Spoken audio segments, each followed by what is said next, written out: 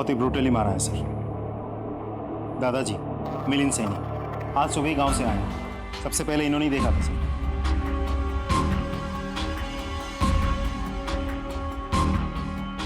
सिंह ले जाओ इन्हें।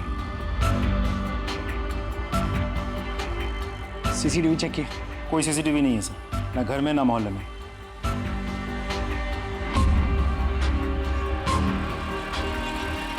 खून सूख गया मतलब मर्डर 10 से 12 घंटा पहले हो चुका।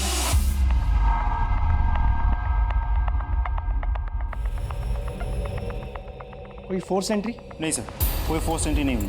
इसका मतलब जरूर कोई जान पहचान वाला हो सकता है और दरवाजा इनमें से किसी ने खोला होगा, शायद इन्होंने। इसीलिए अपराधी ने सबसे पहला हमला इन पर किया। उसके बाद ये बेटी यहाँ से आई हो सकती है, इसलिए हमला इन पर किया। माँ शायद यहाँ से आई होगी, फिर उसने माँ पर हमला किया होगा। और कपड़ों की हालत देख के ऐसा लगता है कि उसने माँ बेटी दोनों के साथ रेप किया होगा। और जिस तरीके से ये खून फैला हुआ है, लगता है बाप ने उठने की कोशिश की होगी लेकिन उठ नहीं पाया होगा। लेकिन फिर भी माँ बेटी को बचाने के लिए उसने अपने आप को घसीटा होगा यहाँ तक, फिर यहीं पे ढेर हो गया। और बाद में शायद अपराधी ने माँ बेटी दोनों को मार डाला होगा। बेचारे को अपनी बीवी और बेटी को अपनी आंखों के सामने मरते हुए देखना पड़ा होगा और फिर वो कातिल ने बाप को मार डाला होगा। लेकिन सर इतना सब कुछ देख के लगता नहीं कि ये सब एक आदमी ने किया होगा। शायद ये भी हो सकता है।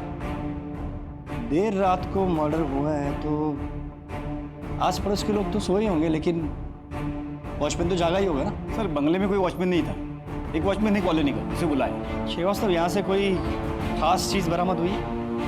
हथियार वगैरह? नहीं सर, सिर्फ है मोबाइल, लेकिन इसकी बैटरी खत्म हो चुकी है। रिचार्ज करके हमें डेटा रिट्रीव करना होगा, शायद कोई इन्फॉर्मेशन हाथ लग जाए। जोशी जी।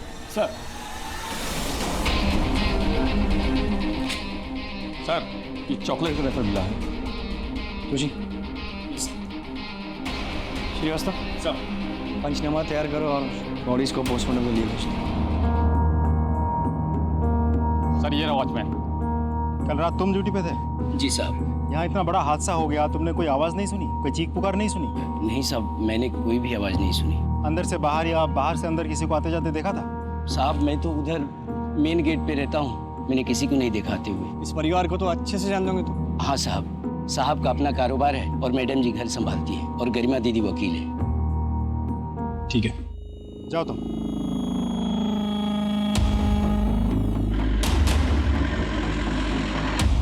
गरिमा, गरिमा, गरिमा।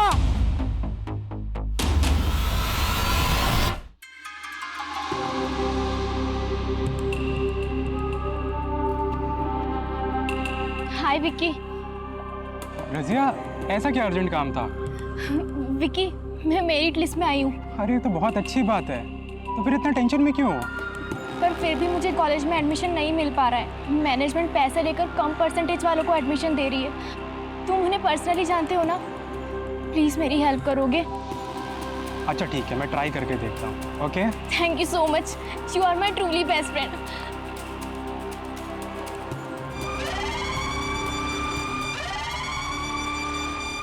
मैंने बॉडीज देखी है, बहुत ही बर्बरता से मारा है। जख्म बहुत गहरे हैं, किसी हेवी मेटल से मारा गया है। इनिशियल तौर पर मैं इतना ही कह सकता हूं कि दोनों लेडीज के साथ रेप हुआ है। बाकी सारी चीजें तो मैं पोस्टमार्टम के बाद ही बता सकता हूं। No please excuse me. Garima, दादाजी।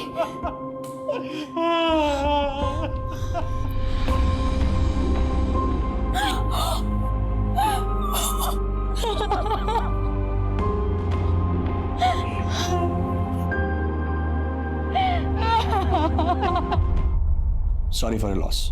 आपको क्या लगता है किसने किया होगा ये?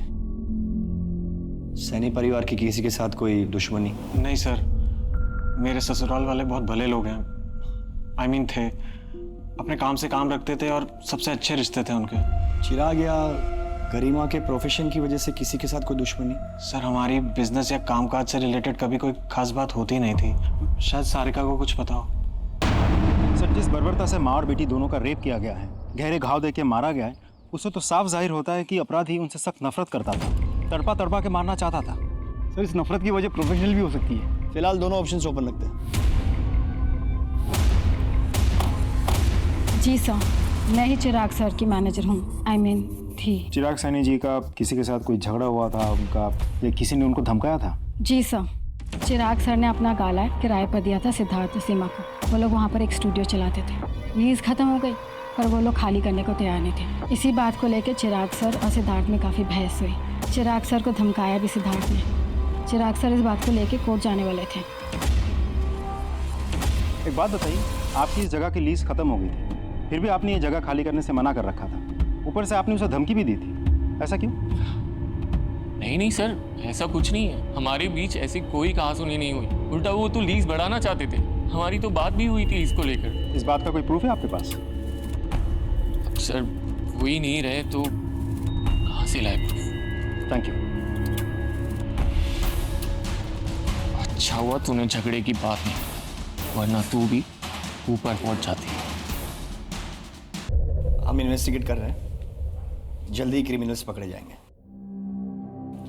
आप इस हादसे के बारे में हमसे कुछ शेयर करना चाहती हो तो? कल ही माँ का फोन आया था। माँ बहुत परेशान थी। सारिका, मैं जब घर आ रही थी तब 3-4 लड़कों ने मेरा रास्ता रोक लिया था और मेरे साथ बदतमीजी की थी। क्या? कौन थे वो लोग? अरे वही जो नुक्कड़ पे बाइक पे बैठे रहते हैं ना। तो माँ आवाज लगा देती, किसी से मदद मांग लेती। लेकिन बेटा मैं किसको आवाज देती, आसपास कोई था ही नहीं। लेकिन मैंने भी उनको कस के थप्पड़ मार दिया। मुझे तो लगता है कि उन्हीं लड़कों ने माँ, पापा और गरिमा के साथ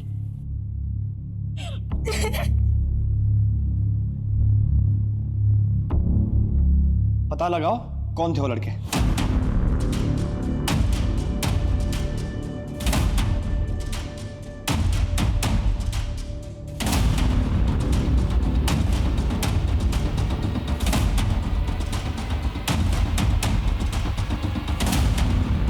सर, हर जगह देख लिया, वो तीनों लड़के कहीं नहीं मिले। उन लड़कों के रिश्तेदार, यार, दोस्त सब पे नजर रखो। हो सकता है किसी के यहाँ छिपके बैठे हो और उनके सीढ़ियाँ निकलवाओ। सर,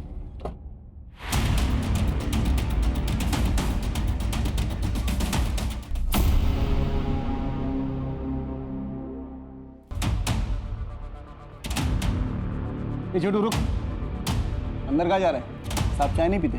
साहब चाय बेचने नहीं आया हो तो हाँ बोलो। साहब मैं उस दिन पार्लर चाय देने गया था तो वो मैडम है ना जिसका मर्डर हो गया, वो आई थी वहाँ पे। साहब बेचारी को दिखाई नहीं देता ना, वो पार्लर में काम करने वाला आलोक उसे बहुत गंदी नज़र से देख रहा था और बहुत गंदी तरीके से छू रहा था साहब उसको। तो वो मैडम पार्लर से जैसे ही गई ना, आलोक भी उसके पीछे पीछे चला गया।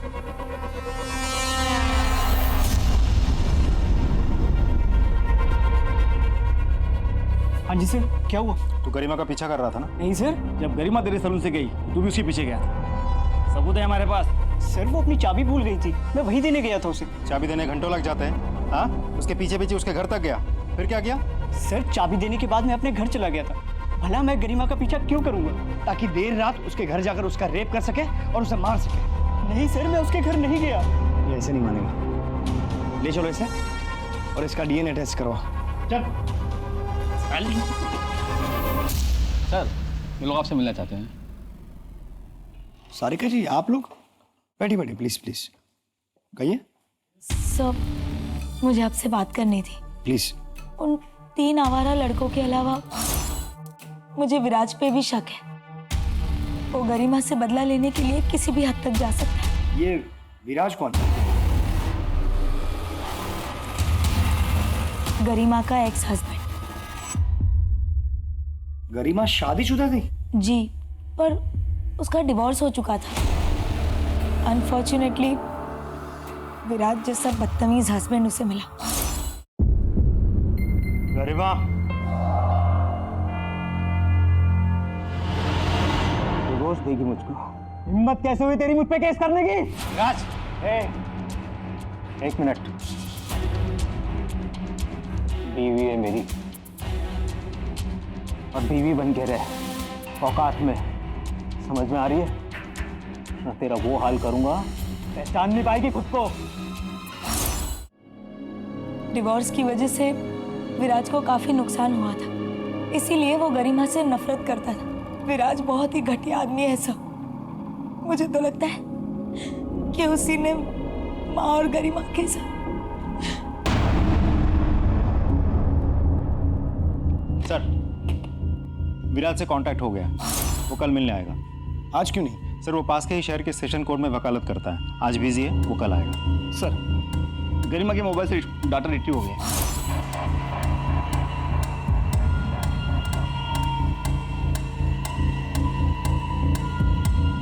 एक बात तो तय होगी कि अपराधी एक ही है। सर, पोस्टमार्टम रिपोर्ट आई है।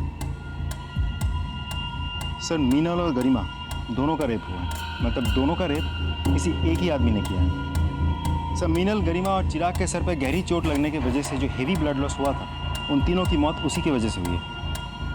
सर, गरिमा और मीनल के लाशों के साथ भी क्रिमिनल ने रेप किया है।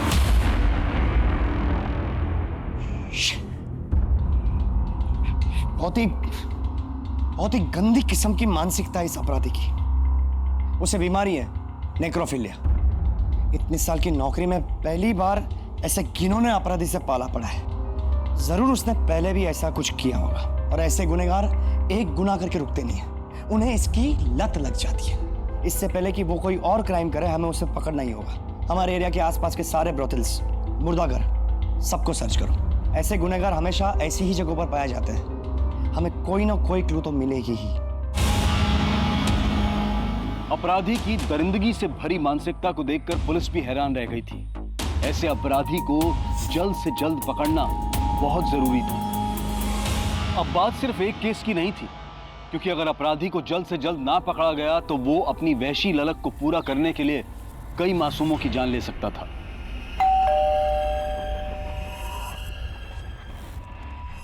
हाय विक्की। हाय रजिया, अंदर आओ, बैठो। नहीं थैंक्स। क्या हुआ विक्की? तुमने बात किया कॉलेज मैनेजमेंट से? हाँ की ना। क्या कहा उन्होंने? मेरा एडमिशन हो जाएगा ना? एडमिशन तो हो जाएगा, लेकिन मेरी एक शर्त है। शर्त? मतलब?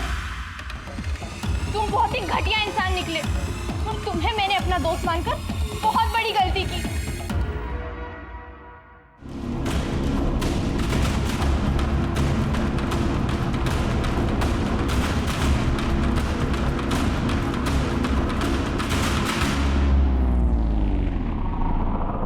आ जाओ, बैठो।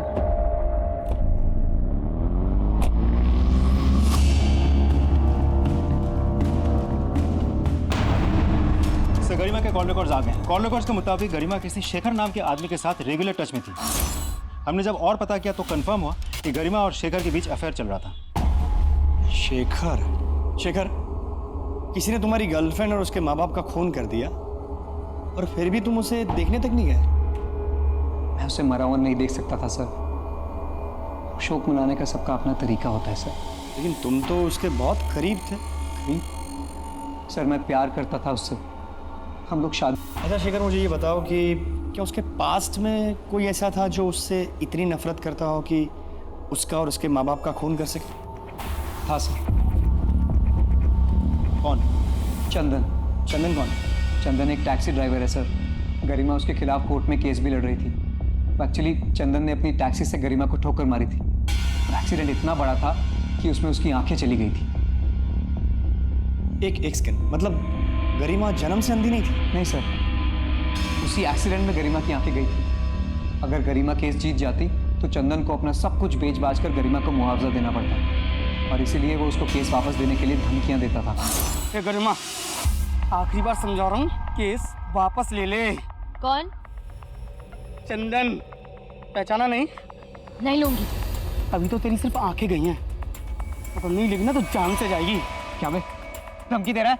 धमकी नहीं दे रहा हूँ, अगर इसने केस वापस नहीं लिया ना। चंदन बहुत खतरनाक आदमी है सर, वो उसे खुलेआम धमकियां देता था। ये लो, मुंह मीठा करो। 17 जुलाई को तुम कहाँ थे? 17 जुलाई को याद नहीं साहब। 17 जुलाई को गरिमा और उसकी माँ का रेप हुआ, उन दोनों की हत्या हुई। गरिमा के पिताजी की भी हत्या हुई। तुम 17 जुलाई को गरिमा के घर पे थे ना? नहीं साहब, हाँ मुझे याद है साहब, 17 जुलाई को तो मैं देवास में था। अच्छा, कोई प्रूफ है? टोल नाका रसीद वगैरह? नहीं साहब, रसीद तो नहीं है। तुमने गरिमा पे टैक्सी चढ़ा दी थी, उसको मारना चाहते थे? नहीं साहब, गरिमा झूठ बोल रही थी। उसने मेरे खिलाफ झूठे गवाह और सबूत खड़े किए। साहब वो एक एक्सीडेंट था। इसका डीएनए टेस्ट करवाओ और गरिमा और मीनल की बॉडी पे मिले सीमेंट के साथ उसे मैच करके देखो। रोज नई जानकारियां मिल रही थी, नए संदिग्ध सामने आ रहे थे, पर इससे केस सुलझने की बजाय उलझता जा रहा था। मामले की पेचीदगी बढ़ती जा रही थी। चॉकलेट लेंगे आप? Thank you sir.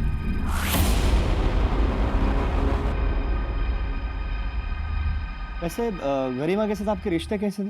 सर शादी के बाद शुरू में सब बहुत अच्छा चल रहा था। हम दोनों हस्बैंड वाइफ एक दूसरे से बेहद प्यार करते थे, लेकिन सर हम दोनों ही लॉयर थे और एक ही कोर्ट में प्रैक्टिस किया करते थे, इसलिए पता ही नहीं चला कि कब हम दोनों के बीच का प्यार कंपटीशन और राइवलरी में बदल गया। सर हम दोनों के बीच की गलतफहमियां इतनी बढ़ गई कि बात डिवोर्स तक पहुंच गई। लेकिन सर गरिमा के साथ जो हुआ वो सुनने के बाद मुझे बहुत बुरा लगा। She deserve better. सारिका बता रही थी आपने गरिमा को धमकाया था। सर सारिका खुद अपनी शादी ठीक से नहीं संभाल सकती, वो मेरी शादी के बारे में क्या बताएगी। और सर ये सच है कि गरिमा के साथ सेपरेशन के बाद मैं बहुत ज़्यादा डिस्टर्ब रहने लगा था, पर सर हमारा रिश्ता धीरे धीरे ठीक होने लगा था। आपको क्या लगता है गरिमा को किसने मारा होगा? आपको किसी को शक? सर जब गरिमा और मैं साथ थे तब शेखर नाम का एक लड़का गरिमा के काफ़ी करीब आने की कोशिश करता था। मुझे लगता है कि उसने ये सब किया होगा। और किसी भी कोई शक? नहीं सर, और किसी के बारे में मुझे कोई जानकारी नहीं। Thanks for your time. Sir suspect के लिस्ट में शेखर का भी नाम डाल दूं? दोनों पर नजर रखो और ये विराज भाई साहब की कुंडली निकालिए। सर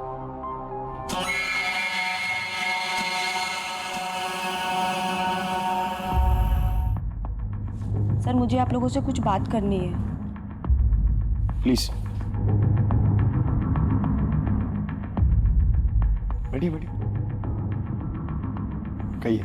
सर मुझे लगता है गरिमा और उसके मम्मी पापा को मेरे हस्बैंड ने ही मारा है। तुम्हारे जैसे किराएदार मुझे नहीं चाहिए। वैसे भी 4 महीने से ये ऑफिस का लीज खत्म हो चुका है ना, तो प्लीज तुम छोड़ के जाओ ऑफिस। ये जगह मैं नहीं छोड़ूंगा, जो उखाड़ना है उखाड़। मतलब लॉयर है मेरी बेटी, कोर्ट में केस करूंगा, समझा? कोर्ट की धमकी किसे दे रहे? दिमाग फिर गया ना तो एक ही झटके में तेरी पूरी फैमिली काट डालूंगा। सर उन्होंने मुझे भी धमकी दी थी कि पुलिस से झगड़े वाली बात छुपा के रखना, नहीं तो वो मुझे भी मार देंगे। सर मुझे क्यों मार रहे हो सर? मैंने नहीं मारा है ना चिराग और उसकी फैमिली को। तेरी बीवी ने खुद हमें बताया कि तूने उसको धमकी दी थी। सर मैंने ऐसा कुछ भी नहीं किया, वो झूठ बोल रही है सर। सर मैंने किसी को नहीं मारा। डीएनए टेस्ट करवाओ इसका। सपने हमारी लाइफ में सबसे ज्यादा इम्पोर्टेंट होते हैं। सपनों को हमारा गोल्स बना लेते हैं और गोल्स को अचीव करने के लिए हम वर्क हार्ड करते हैं। तो इन शॉर्ट सपने हमें एक बड़ा ह्यूमन बीइंग बनाते हैं। जैसे हमारा करीबी रिश्ता हमारे मॉम डैड से है, वैसे ही फ्यूचर का सबसे ज्यादा करीबी रिश्ता सपनों से है।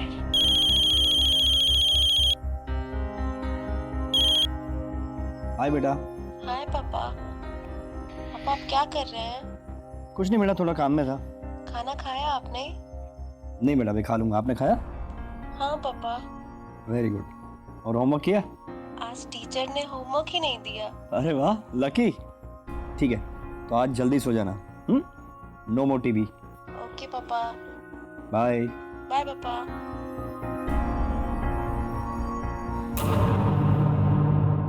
सर ये आपसे मिलना चाहते हैं। साहब मेरा बेटा रोशन कल से घर नहीं आया, मोबाइल भी नहीं लग रहा है उसका। मैंने सब जगह जाकर देखा, उसके दोस्तों से बात की, पर किसी को कुछ मालूम नहीं। कहाँ काम करता है आपका बेटा? रोशन आपके यहाँ काम करता है? हाँ लेकिन क्यों, क्या हुआ? तो कल से घर नहीं आया तो उसके अब्बू बहुत परेशान है। लेकिन वो कल से यहाँ भी नहीं आया और हमारी कार भी उसी के पास है। कल से आपकी कार लेके गायब है, तो फिर आप लोगों ने अभी तक कोई कंप्लेंट क्यों नहीं? सर वो हमारा बहुत भरोसे का ड्राइवर है, हमें लगा किसी ज़रूरी काम से गया होगा, आ जाएगा वापस, इसलिए नहीं लिखवाई रिपोर्ट। श्रीवास्तव सर, रोशन के मोबाइल का आखिरी लोकेशन ट्रेस करो।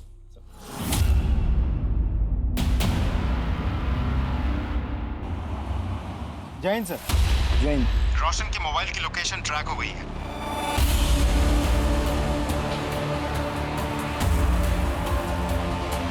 सर यही लोकेशन।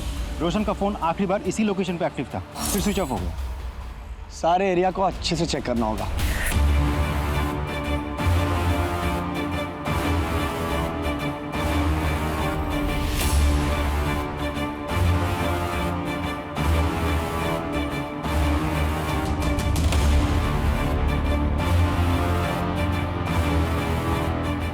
सर, ये मोबाइल मिला। हम करेक्ट लोकेशन पे पहुंचे हैं। तो हो सकता है ये रोशन का मोबाइल हो। अगर ये रोशन का मोबाइल है तो रोशन भी यहीं कहीं हो सकता है। अगर वो नहीं सही तो उसकी कोई चीज़, तावीज़, कपड़े, जूते, कुछ भी यहाँ मिल सकता है। अच्छे से देखो।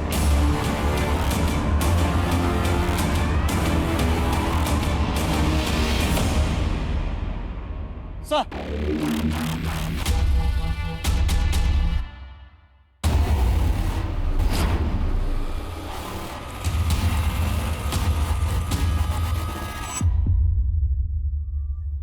ये देखिए सर, एक और बॉडी पार्ट।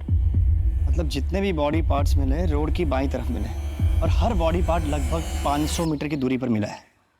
और जहाँ पर भी बॉडी के पार्ट्स मिले वहाँ पे टायर के निशान भी है। श्रीवास्तव, ये रास्ता जाता है इंदौर की ओर। मतलब जिस किसी ने भी ये बॉडी के पार्ट्स फेंके वो गाड़ी इंदौर की ओर जा रही है। सर,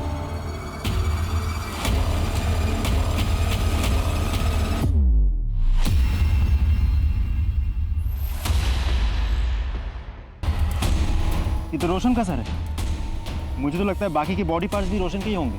श्रीवास्तव, सारे के सारे बॉडी पार्ट्स पोस्टमार्टम के लिए भेजो, और हर एक बॉडी पार्ट्स का अलग से पोस्टमार्टम डीएनए करवा। Sir. Joshi ji. Sir. Collect. Yes sir.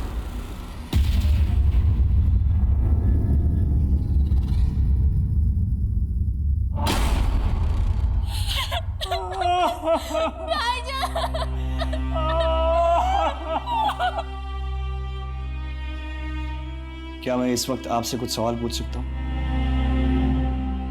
आप रोशन से आखिरी बार कब मिली थी? सर, मैं घर जा रही थी। रोशन भाईजान मुझे रास्ते में दिखे। उन्होंने मुझे घर तक लिफ्ट दिया और एक आदमी उनसे मिलने आया और वो दोनों फिर साथ चले गए। चेहरा याद है आपको? उस टाइम मैं ठीक से देख नहीं पाई। चाचा, आप जानते थे कि आपका बेटा रोशन और उसकी मालकिन सारिका फोन पर घंटों बातें किया करते थे? सर, मुझे इन दोनों के अफेयर के बारे में शुरू से पता था और मुझे इस चीज़ से कभी कोई प्रॉब्लम थी ही नहीं। सर, गाड़ी तो रोशन के पास ही थी। हो सकता है कार के लिए किसी ने उसको मार दिया हो। सारिका जी, मुझे आपसे कुछ बात करनी है। सर, अभी अभी मेरी बीवी को उसके बॉयफ्रेंड की मौत की खबर मिली है। बेचारी सदमे में है। बेहतर होगा आप इसे अकेला छोड़ दें।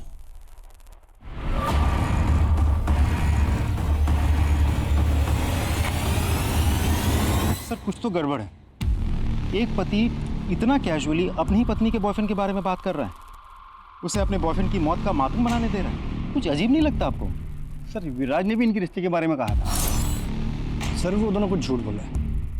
एक काम करो, हमारे किसी भरोसेमंद खबरी को बोलो इन दोनों पर नजर रखें। गरिमा, गरिमा, गरिमा, गरिमा, गरिमा कहाँ है? मुझे उसे चॉकलेट देनी है। ये चिराग का मोबाइल तेरे पास कैसे आया? ये मेरा फोन है। अरे मेरा फोन है। अरे मेरा फोन है। सर, ये देखिए, मेरे बेटे चिराग का मोबाइल ये चिंटू के पास मिला। ये मोबाइल ठीक से चेक करो, हो सकता है ये केस सॉल्व करने के लिए हमें कोई इन्फॉर्मेशन मिल जाए। सर, ये चिंटू हमारे पड़ोसी का बेटा है सर। हमेशा गरिमा के पीछे पीछे घूमता था, उसे चॉकलेट्स भी देता था। चॉकलेट का रैपर मिला है। सर, मुझे तो पक्का यकीन है इसने ही मेरे बेटे, बहू और पोती का मर्डर किया होगा। चिंटू, अरे चिंटू बेटा, तू यहाँ क्या कर रहा है? सर, ये मेरा बेटा है, इसे क्यों बांध के रखा हुआ है? देखिए, चिराग जी का मोबाइल आपके बेटे चिंटू के पास मिला है, उसी के बारे में पूछताछ करनी है। चिंटू, तुम मुझे बताओगे कि ये मोबाइल तुम्हें कहाँ से मिला? वो पॉलिश वाला है ना, उसने कचरे में डाल दिया था। मैंने देखा, मुझे बहुत अच्छा लगा, इसलिए मैं उठा लाया। पॉलिश वाले का पता लगाओ। चलो, एक बार फोन दिखा के पूछ ही लेते हैं। सर, यही वो पॉलिश वाला। खाएगा चॉकलेट? ये मोबाइल देख, पहचानता है इसे? जी साहब। चोरी किया? नहीं साहब, वो चिराजी जूते पॉलिश करवा रहे थे, उनकी जेब से गिर गया।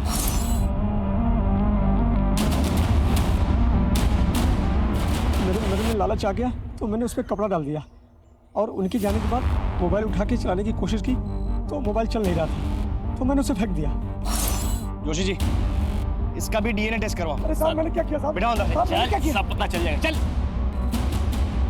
सर, चंदन के बैंक स्टेटमेंट्स आ गए हैं। गरिमा के एक्सीडेंट के दूसरे ही दिन चंदन के अकाउंट में 2 लाख कैश डिपॉजिट हुए थे। सर, सीसीटीवी फुटेज से पता चला है कि विराज का असिस्टेंट बैंक गया था पैसे डिपॉजिट करने। सर प्लीज मारे मत, मैं बताता हूँ सर। मैंने गरिमा से शादी तो कर ली थी, लेकिन एक गड़बड़ हो गई। सर, हम दोनों लॉयर थे। अब मेरे सारे क्लाइंट्स गरिमा को प्रेफर करने लगे थे। मेरा करियर, मेरी रेपुटेशन सब स्टेक पे था।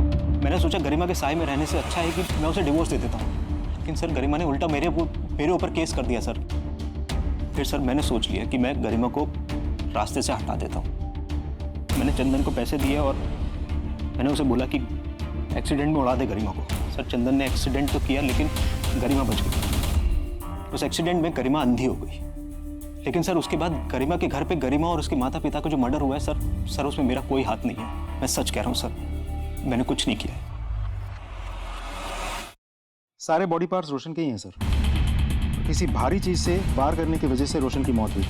मारने के बाद बॉडी के छोटे छोटे टुकड़े कर दिए गए और बॉडी में अल्कोहल के ट्रेसेस भी मिले, विच मीन्स मरने से पहले उसने शराब पी रखी थी। रजिया के कहने के मुताबिक जब रोशन ने उसे ड्रॉप किया तब तक वो बिल्कुल नॉर्मल था। फिर एक आदमी उसे मिलता है, उसके साथ वो कहीं बाहर जाता है। उस स्पॉट से लेकर जहाँ पे हमें रोशन की बॉडी का पहला पार्ट्स मिला, वहाँ तक का डिस्टेंस लगभग 2 किलोमीटर होगा। जी। मतलब उसी दौरान रोशन ने शराब पी होगी या खरीदी होगी। एक काम करो, उस एरिया के सारे वाइन शॉप और बार्स के सीसीटीवी फुटेज को चेक करवाओ। सर, मिनल को छेड़ने वाले लड़कों में से एक लड़के के घर वालों ने उज्जैन में पैसे भेजे थे और उज्जैन पुलिस की मदद से उन लोगों को गिरफ्तार भी किया। सर, और एक जरूरी बात, उन लड़कों के पास से वैसे चॉकलेट्स मिले जिनके रैपर्स मर्डर स्पॉट पे मिले थे। ऐसी चॉकलेट्स बहुत पसंद है ना तुम लोगों को? खाओ, जल्दी खाओ। अब बताओ, तुम में से किसने गरिमा और मीनल का रेप करने के बाद चॉकलेट के ऐसे रैपर वहां पे डाले थे?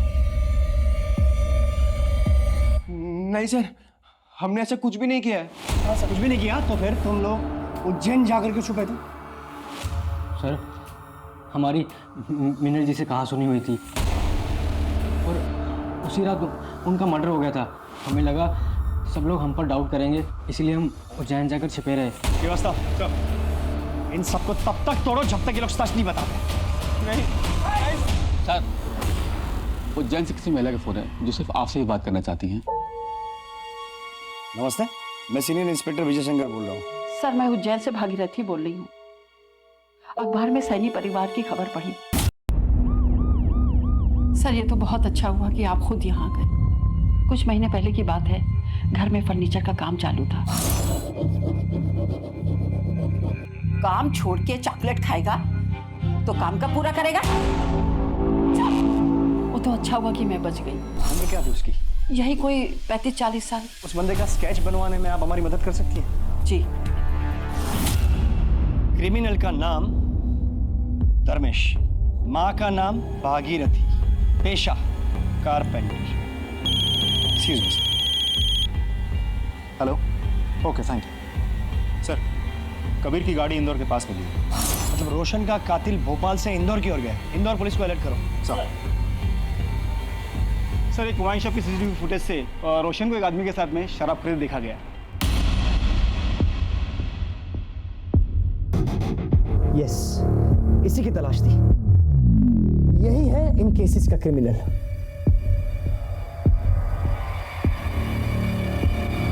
धर्मेश जी, अंदर का जो मेजरमेंट बोला था आपने ले लिया? हाँ।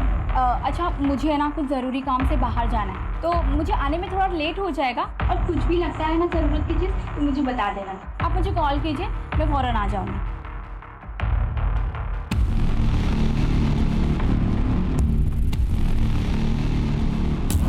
हाँ सर, यही है। सीधे तो हमारे घर का फर्नीचर बनाया था। इसका नंबर है आपके पास? हाँ, है ना। इस नंबर को सर्विलेंस पे डालो। सर, कारपेंटर का लोकेशन ट्रैक हो गया, इंदौर में।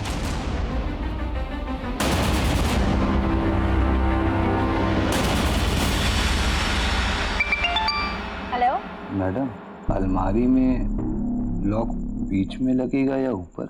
भैया मैं अभी ड्राइविंग कर रही हूँ, बस एक 10 मिनट में घर पहुँच रही हूँ, मैं आके आपको बताती हूँ, ठीक है? ठीक है मैडम, आ जाओ। हेलो सर, लगभग सारे घर चेक कर ली जहाँ पे वो हो सकता था, लेकिन अभी सिर्फ 2 घर बचे हैं। ठीक है, मुझे वहाँ का लोकेशन भेजिए।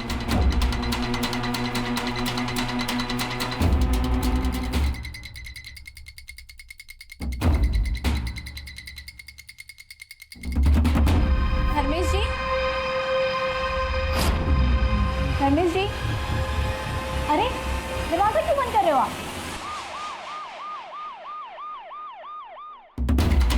सर, यही वो लोकेशन है जहाँ पे वो कारपेंटर धर्मेश होगा।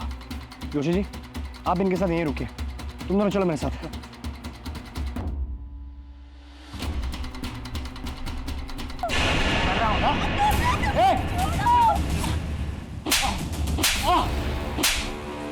साहब मैं कुछ नहीं किया, साहब मैं कुछ नहीं किया। रुक जा, अबे रुक, रुक, रुक।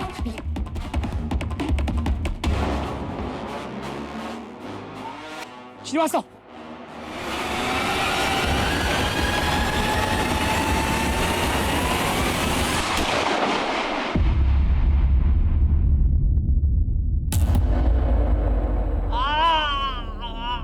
बताता हूँ साहब, सब बताता हूँ। मैंने गरिमा के घर में फर्नीचर का काम किया था साहब, तभी से वो मुझे बहुत पसंद आ गई थी। मैं उस रात गया था उनसे प्यार करने, साला बाप भी था, मारना पड़ा, सबको मारना पड़ा।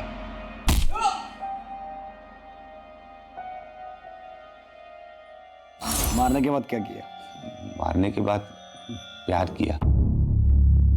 मुझे ना साहब औरतों की लाश बहुत अच्छी लगती है। औरतें विरोध करती है ना तो रेप करना पड़ता है, लाश विरोध नहीं करती तो रेप भी नहीं करना पड़ता। मैंने अपनी पूरी जिंदगी में तेरे जैसा घिनौना अपराधी नहीं देखा। रोशन को भी तूने मारा ना? नहीं साहब। मारा साहब, मतलब मारना पड़ा। मैंने रोशन के मोबाइल में सारिका की फोटो देखी थी, मुझे बहुत अच्छी लगी थी, चाहिए थी। फिर मैंने रोशन से दोस्ती की ताकि सारिका की जानकारी निकाल सकूं। एक दिन जब सारिका की जानकारी लेने के लिए मैंने उससे बात किया तो बावला होकर मुझसे झगड़ा करने लगा, तो मुझे मारना पड़ा। वैसे तो तेरे जैसे अपराधी के लिए कोई भी सजा कम है, लेकिन मैं पूरी कोशिश करूंगा कि तुझे फांसी की सजा हो।